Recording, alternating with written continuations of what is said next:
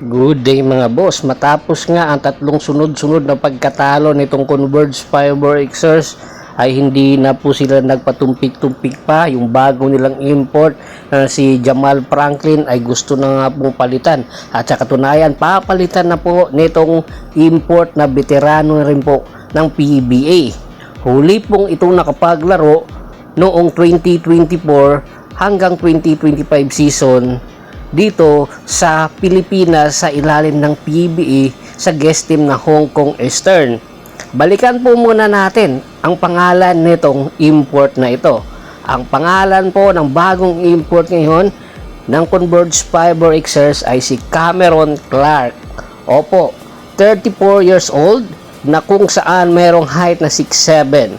Si Cameron Clark nakapaglaro po at naging undrafted noong 2014 ng NBA. Pero hindi po ibig sabihin na undrafted siya ay hindi po siya bigatin dahil nakapaglaro po siya sa iba't ibang liga sa Europa.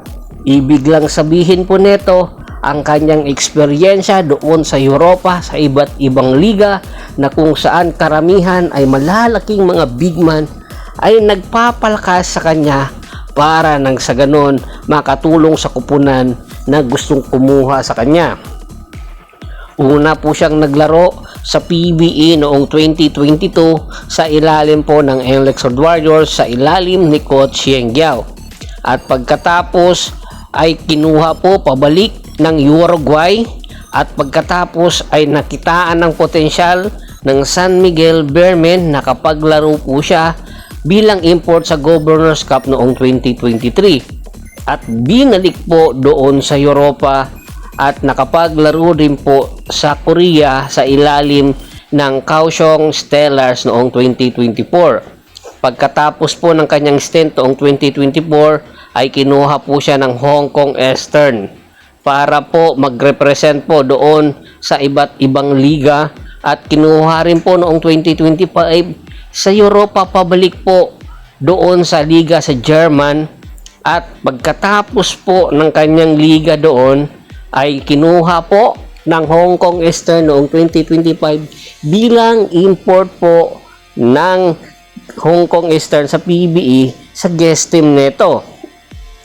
At sa katatapos lang po na kanyang representasyon sa Hong Kong pa rin po doon ito naglalaro. At ngayon ay pagkatapos po ng kanyang nilalaro doon sa Hong Kong Eastern ay eto na nga po, ibabandera na siya ng Converge Fiber Xers. At lipat naman po tayo doon sa Magnolia Pambansang Manok Templados.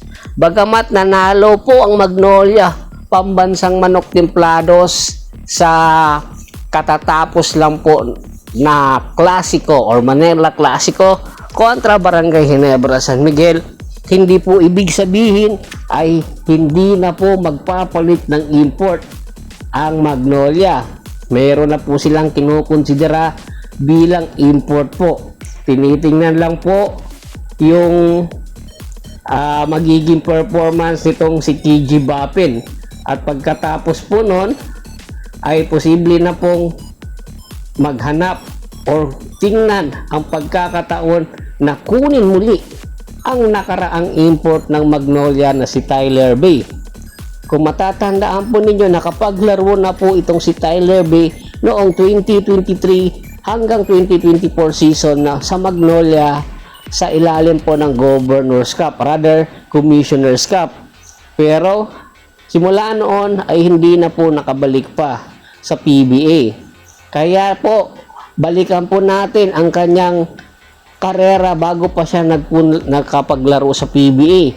Naging PBA, rather NBA and draft po ito noong 2020, second round, third P6 overall pick ng Philadelphia 76ers. Pero hindi po nakapaglaro sa Philadelphia, bagkus itinrade sa Dallas Mavericks. Naglaro din po sa NBA G League ng iba't libang kupunan doon at pagkatapos nakita ng Magnolia kaya kinuha noong 2023. Pagkatapos niya ng stint sa PBA, naglaro po sa Taiwan at sa Europa at doon na po nagpalipat-lipat ng liga. Naging NBA or NBA G League champion noong 2022. Israeli League top scorer noong 2023. Kaya po gustong kunin ito ng Magnolia para nang sa ganun. Alam kasi ng Magnolia na ang import na ito ay kayang buhatin ang Magnolia. Hindi kaparehas po kay KG Bappen. Kaya aabangan po natin kung matutuloy ba itong si Tyler Bay sa Magnolia sa pagbabalik nito, dahil hoping po ang mga fans na makabalik po ito sa PBA dahil alam nila ang credential at kakayahan ni Tyler Bay, pang superstar na po pwedeng sandalan pagdating sa crunch time. Tingin nyo ba dapat nang palitan ng Magnolia? Komento na sa baba ng video at pag-usapan po natin yan. Once again, this is Percival Montero, not your showbiz. Don't forget to subscribe my sports channel.